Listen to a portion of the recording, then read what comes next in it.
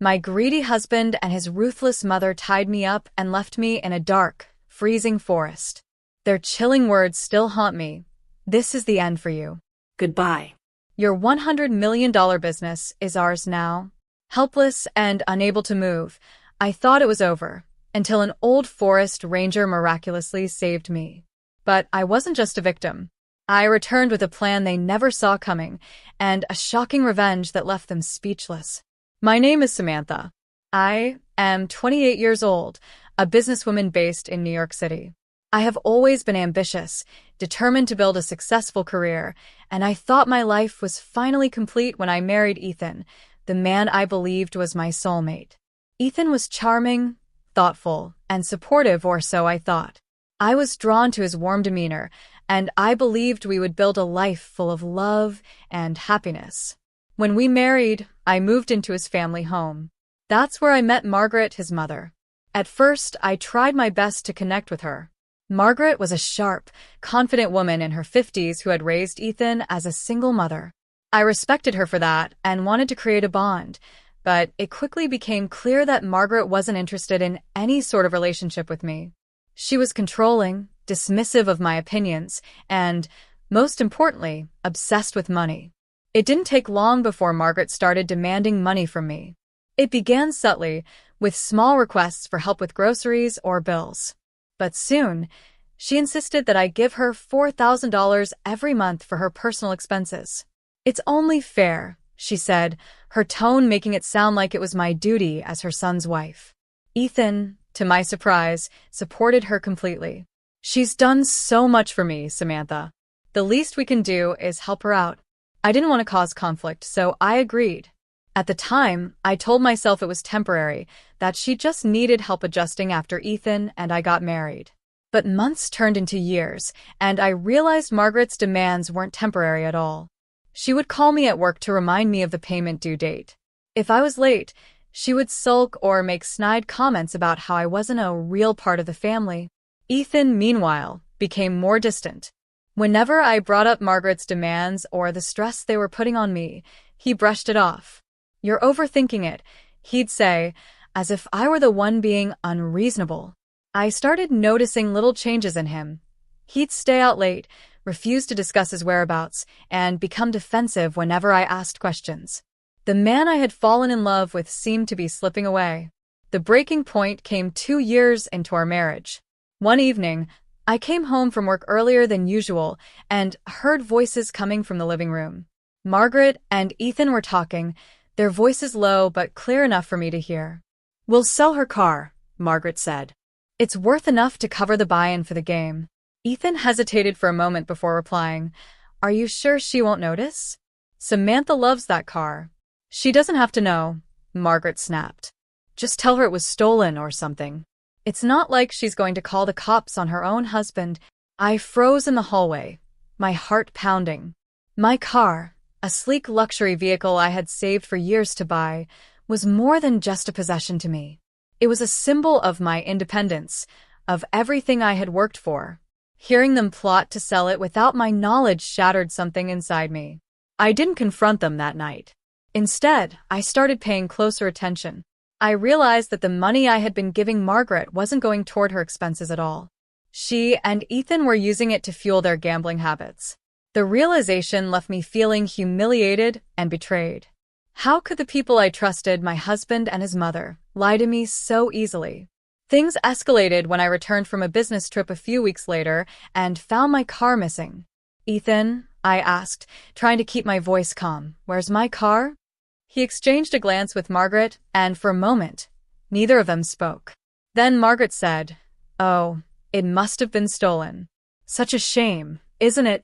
"Stolen," I repeated, my voice trembling. "Did you even call the police?" Ethan shrugged. "We didn't want to bother you while you were away." I knew they were lying. My hands shook as I demanded answers, and when they refused to admit the truth, I finally snapped. "You sold my car, didn't you?" I shouted.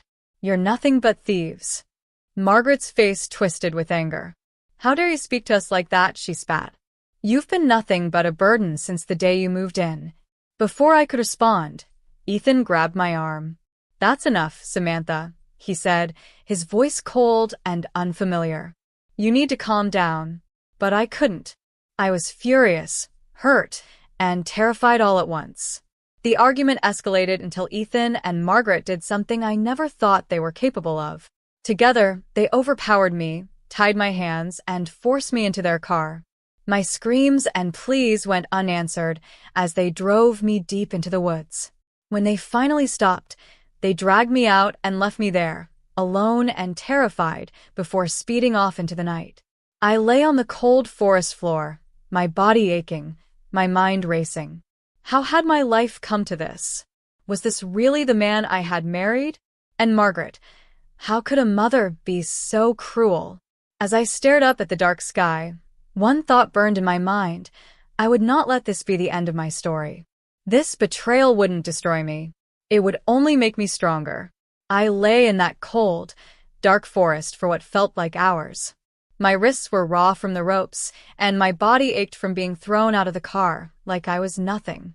My mind was a whirlwind of emotions, fear, anger, and disbelief. How could Ethan and Margaret do this to me? My husband, the man who promised to love and protect me, had left me for dead. I refused to give in to despair. Survival was my only focus. Summoning what strength I had, I managed to loosen the ropes binding my wrists. Once my hands were free, I sat up and scanned my surroundings. The forest was eerily quiet, the only sounds coming from the rustle of leaves and distant animal calls. I had no idea where I was, but I knew I couldn't stay there. After stumbling through the woods for what felt like an eternity, I saw a faint light in the distance. As I got closer, I realized it was coming from a small cabin.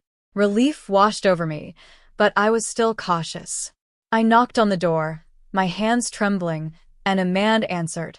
He was tall, in his early 40s, with a rugged appearance that suggested he spent most of his time outdoors.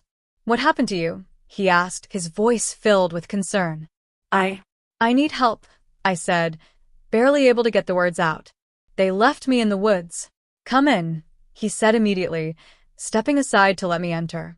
"My name's Daniel. I'm a forest ranger. You're safe here." Daniel gave me water and a blanket as I told him what had happened.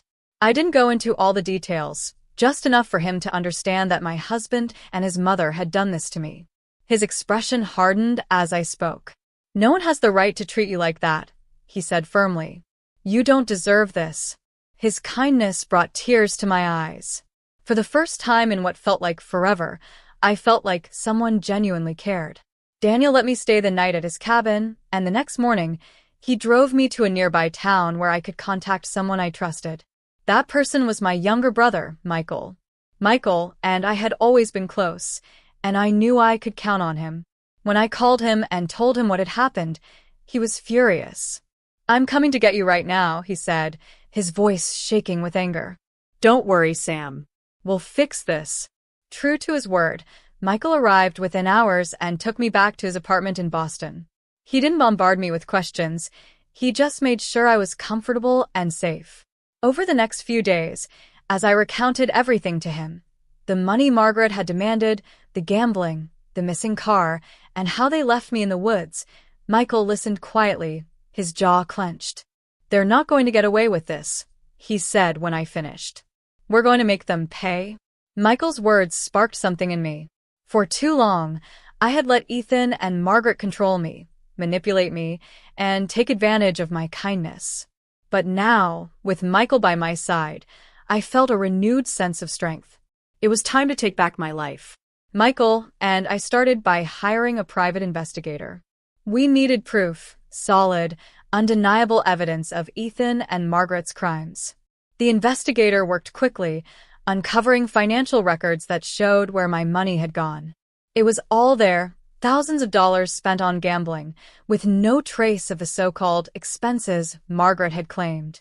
The investigator also found video footage of Ethan and Margaret at various casinos, laughing and drinking as they squandered my hard-earned money. As the evidence piled up, my anger grew. But I knew we couldn't act impulsively. Michael reminded me to be patient, that we needed to have everything in place before confronting them. While the investigator worked, I decided to take matters into my own hands as well. I reached out to people who knew Ethan and Margaret, neighbors, acquaintances, even a few of Ethan's colleagues. Some of them had witnessed their gambling habits firsthand, but had never thought to intervene. One of Ethan's coworkers even admitted that Ethan had borrowed money from him to cover gambling debts. It wasn't just about gathering evidence. It was about building a case strong enough to ensure they couldn't worm their way out of it. I wasn't going to leave any stone unturned. As the weeks passed, I started to feel more like myself again. I was still angry and hurt, but I was channeling those emotions into something productive. Michael was my rock through it all, always there to support me and remind me of why I was fighting. "You deserve better than this, Sam," he would say. "And you're going to get it." The final piece of the puzzle came when the investigator uncovered the sale of my car.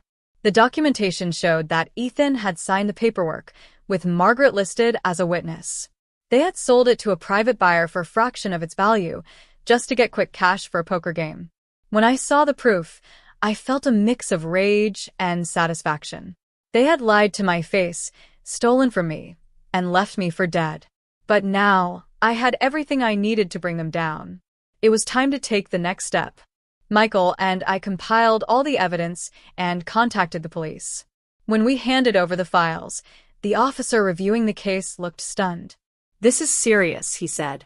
"We'll start the investigation immediately." As we left the station, I felt a sense of relief. For the first time in months, I felt like justice was within reach. But I also knew this was just the beginning. Ethan and Margaret had underestimated me, but they were about to learn that I wasn't someone they could betray and walk away from. The day Michael and I filed the police report marked the beginning of a new chapter in my fight. It wasn't just about what Ethan and Margaret had done to me. It was about standing up for myself, reclaiming my dignity, and ensuring they were held accountable. But even with the police now involved, I knew I had to stay strong and see this through. Over the next few weeks, the police conducted their investigation. They reviewed the evidence we had provided, the financial records, the videos of Ethan and Margaret gambling, and the documents proving the sale of my car. They also interviewed people who had witnessed their behavior. Each piece of evidence added weight to the case, making it harder for Ethan and Margaret to deny their actions. One morning, I got a call from the lead detective handling my case. "Samantha," he said, "we're ready to move forward. We have enough evidence to make arrests." Hearing those words sent a wave of relief through me, but it was mixed with anxiety. I couldn't predict how Ethan and Margaret would react when they realized their game was up. Still, I knew this was the only way to finally free myself from their control. The arrests happened quietly. The police waited until Ethan and Margaret were at home before knocking on their door. I wasn't there to see it, but I later learned that Margaret tried to talk her way out of it, claiming there had been some sort of mistake. Ethan, on the other hand, looked shocked and confused, as if he couldn't believe this was happening. The news of their arrests spread quickly, and I started receiving calls from people who had known them. Some expressed disbelief, while others admitted they had always suspected something was wrong. It was strange to hear the sympathy in their voices after everything I had been through, but I appreciated their support nonetheless. Once Ethan and Margaret were in custody, the next step was the trial. Preparing for it was one of the most challenging parts of this journey. My lawyer walked me through the process, explaining what to expect and how to present my side of the story. I had to relive every painful detail, the lies, the theft, and the moment they left me in the forest. It was emotionally exhausting, but I reminded myself that this was necessary to ensure justice. On the day of the trial, I felt a mix of nerves and determination. I walked into the courtroom with Michael by my side, feeling his reassuring presence. Ethan and Margaret were already there, sitting with their lawyer. Ethan wouldn't look at me, but Margaret's gaze was cold and defiant, as if she still believed she could manipulate her way out of this. The prosecution presented the evidence we had gathered. The financial records were laid out for the court to see, showing how my money had been drained to fund their gambling habits. The investigators' report detailed the sale of my car, with Ethan's signature as undeniable proof. Video footage of Ethan and Margaret at various casinos played on a screen, their carefree smiles a stark contrast to the pain they had caused me. When it was my turn to testify, I felt the weight of everyone's eyes on me. I took a deep breath and began to speak, telling the court about my experience in my own words. I explained how Margaret had manipulated me into giving her money, how Ethan had supported her every demand, and how their betrayal had escalated to the point of leaving me for dead. I trusted them, I said, my voice steady despite the lump in my throat. I trusted my husband, and I tried to respect his mother. But they saw me as nothing more than a source of money, someone they could use and discard when I was no longer convenient. As I spoke, I saw Ethan shift uncomfortably in his seat. Margaret's expression didn't change, but I could tell she was furious. She had always been confident in her ability to control others, and now she was losing that power. The defense tried to argue that the situation had been exaggerated, that there was no proof they had left me in the forest intentionally. But their arguments fell flat in the face of the overwhelming evidence. Witnesses testified about their gambling habits, and even Ethan's coworker spoke about the money Ethan had borrowed. When the judge announced the verdict, I felt like I was holding my breath. Ethan and Margaret were found guilty on multiple charges, including theft, fraud, and reckless endangerment. The judge didn't hold back in his sentencing, emphasizing the harm they had caused and their lack of remorse. As they were led away in handcuffs, I felt a sense of closure.